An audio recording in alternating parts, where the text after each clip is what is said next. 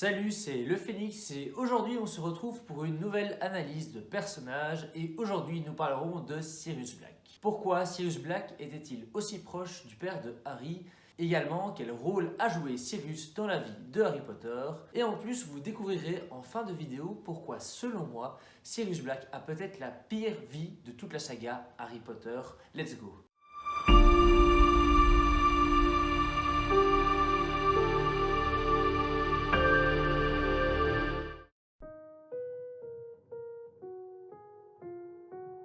Sirius Black aura vécu son enfance au 12 Square Grimmauld en compagnie de ses deux parents ainsi que de son frère Regulus. Il est également le cousin de Andromeda Tonks, la maman de Nymphadora, Narcissa Malfoy, la maman de Drago Malfoy, et Bellatrix, la fameuse Mange-Mort. Toute la famille, ou presque, partageait l'adoration des valeurs de la suprématie du sang pur.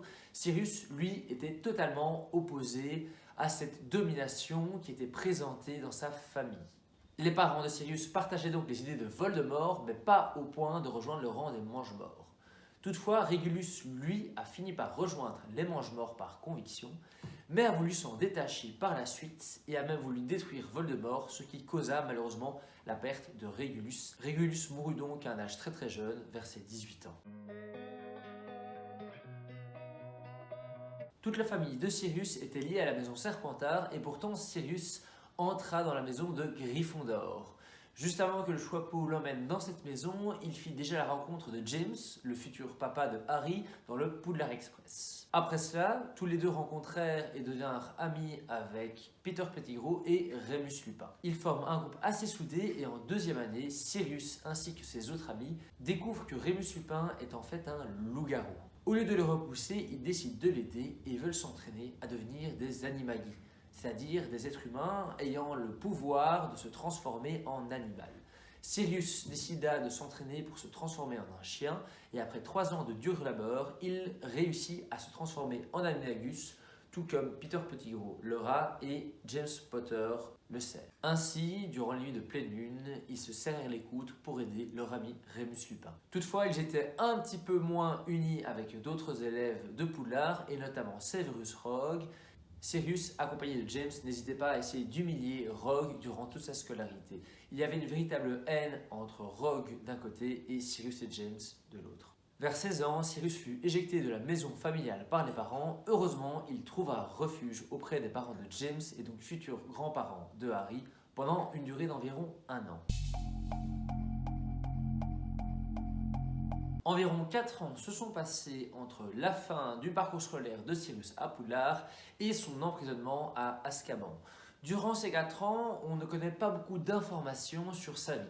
Cependant, on sait tout de même qu'il a assisté au mariage de James et Lily et qu'il y fut très heureux. En ces temps, malheureusement, Voldemort recherchait James et Lily et devait se protéger par le sortilège du Fidelitas qui attribuait à une personne le soin de garder l'information de l'emplacement où tu es caché.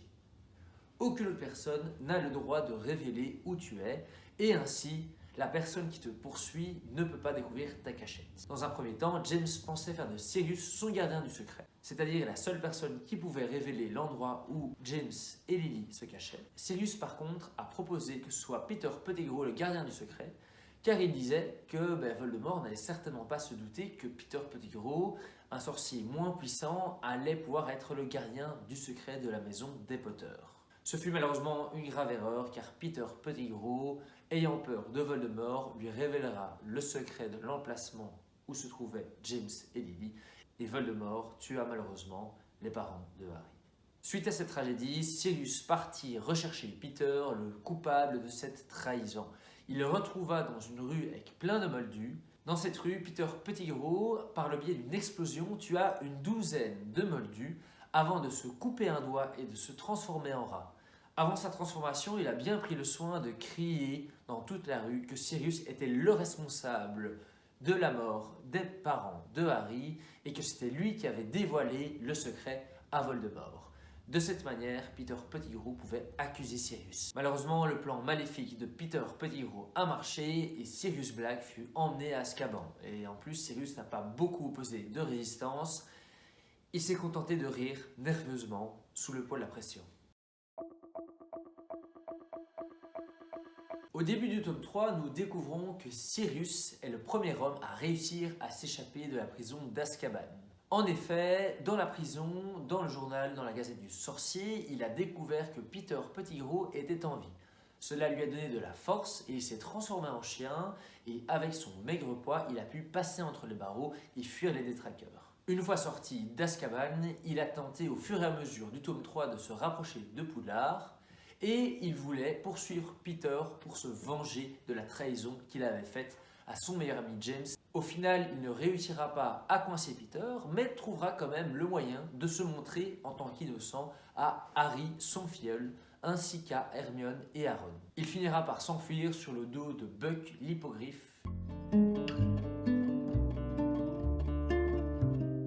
Dans le tome 4, la présence de Sirius se fait assez discrète. Cependant, et contrairement à ce qui est présenté dans les films, Sirius est quand même un petit peu présent. En effet, il échange avec Harry une correspondance par lettre, tout en le mettant en garde contre les dangers du tournoi des Trois Sorciers. Également, à un moment de l'aventure, il rencontre Harry, Ron et Hermione dans une caverne pas loin du village de Préolard.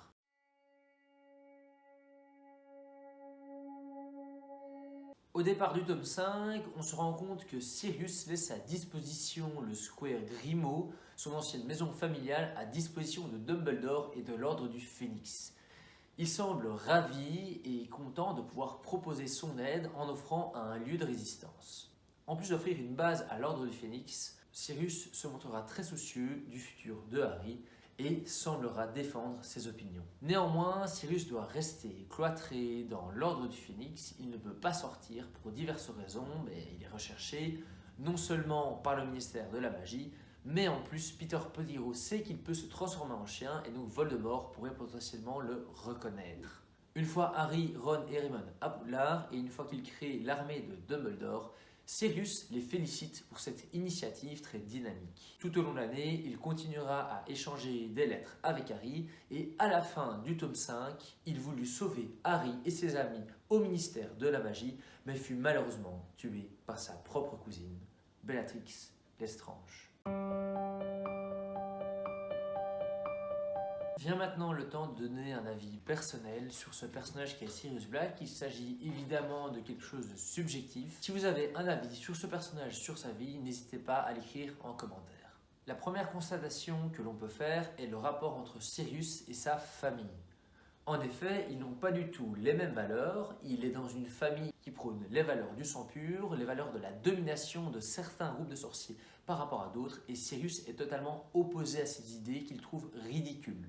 Il est opposé à ses parents, il est opposé à son frère, sa famille est à Serpentard, il est à Gryffondor, bref, tout les oppose. Et je pense que c'est notamment ce rejet de la famille, qui par ailleurs l'a totalement fait évacuer de la maison familiale à 16 ans, qui va faire en sorte que Sirius va plutôt considérer ses amis comme sa véritable famille. En effet, l'amitié qu'il lia avec James, Remus et Peter avait un lien qui est, je le pense, bien plus fort que les liens familiaux qu'il entretenait avec sa propre famille. Il a même passé un an chez les Potter, c'est dire à quel point il s'est détaché des valeurs familiales. Ainsi, au niveau amitié, tout réussit pour Sirius. Même s'il a construit une très belle amitié, tout va s'écrouler la nuit du 31 octobre 1980 et c'est peut-être la raison pour laquelle Sirius a l'une des plus horribles vies de la saga. En effet, cette nuit-là, Voldemort assassine son meilleur ami ainsi que sa femme et il s'avère que c'est un autre de ses amis proches, Peter Pettigrew, qui l'a trahi. Et comble du comble, Peter accuse Sirius, qui aux yeux du monde entier, du monde des sorciers, est considéré comme le meurtrier, ou du moins celui qui aura permis à Voldemort de tuer son propre meilleur ami. Non seulement tout le monde des sorciers le croit, mais en fait même ses amis, donc même Rémus Lupin, qui pouvait potentiellement être encore le dernier ami restant de Sirius, le considère, ou le voit comme, celui qui a trahi James. Sirius, en plus, est enfermé à Azkaban. Il a vécu pendant 12 ans à Azkaban avec cette pensée. Tout le monde croit qu'il a trahi son meilleur ami, qui en plus est mort, qui en fait a été trahi par un autre de ses amis, et le dernier ami qu'il a croit que c'est lui le coupable. Sa famille, il n'en a plus. Ses amis, tout a explosé. Comment peut-on supporter ça? Je vous le demande. En plus, par la suite, passe 12 ans à Azkaban et je pense que passer 12 ans à Azkaban, c'est pas fort désirable, d'autant plus qu'on sait que les gardiens d'Azkaban, les détraqueurs, ont pour habitude d'aspirer l'âme ou du moins d'enlever tout le bonheur aux prisonniers qui y résident. Il reste donc 12 ans à Azkaban, mais réussit quand même à s'enfermer. Mais là, on se dit, tiens, tout va bien. Mais non, le monde des sorciers croit encore qu'il est coupable, et donc pendant les années qui lui resteront à vivre, il va vivre caché et tout le monde pensera que c'est un tueur ou un partisan du plus grand mage noir de tous les temps. Dans le tome 5, Sirius doit rester dans le quartier général de l'Ordre du Phénix et il est frustré. Non seulement les 9/10 du monde des sorciers ne le croient pas, mais en plus il ne peut pas agir, il doit rester caché. Et donc il se retrouve sans but précis, sans liberté de mouvement, chez lui, seul avec un elfe de maison qu'il n'apprécie pas. Il finira même par mourir, alors certes sous le feu de l'action, et par sa propre cousine. Trahi par ses amis, on le croit coupable d'avoir tué son meilleur ami, et sa famille le rejette de sa maison, et en plus sa cousine le tue. Je pense qu'en termes d'amitié et en termes de famille, c'est vraiment l'horreur. Donc voilà pourquoi, et voilà une des raisons pour lesquelles, depuis le début, moi je pense que Sirius est quelqu'un qui a une vie horrible. Il y a quelques autres personnages de la saga Harry Potter qui ont une vie horrible, mais je pense que très peu peuvent concurrencer Sirius Black. Voilà, c'était le Phénix. J'espère que vous avez apprécié ce récit de vie de Sirius Black et la petite analyse qui en découle. Je vous remercie d'avoir regardé cette vidéo. Si vous voulez plus de contenu Harry Potter, n'hésitez pas à vous abonner à ma chaîne.